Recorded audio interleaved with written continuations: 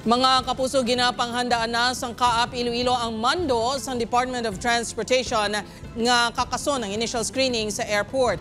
Base sa ginpagwa nga order ni DOTR Acting Secretary Giovanni Lopez, ginhatagan sini sang 15 dias ang Iloilo International Airport Management nga hukson ang initial security scanner sa departure area. Tungod kuno ini nga may yara man sa final security check sang mga pasahero antes magsulod sa pre-departure area. Tinutuyo sini nga mangin maligwa ang terminal sa pagsulod sa mga pasahero.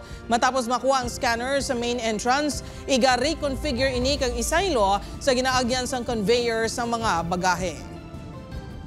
All airport employees will be entering dito iya sa among service entrance, as well as the concessionaires ang ilang mga bagahe dito iya sa piyak, no, and that is the arrival dito nga side. Pero there is a departure, all passengers, no, they will be passing that without any screening, no.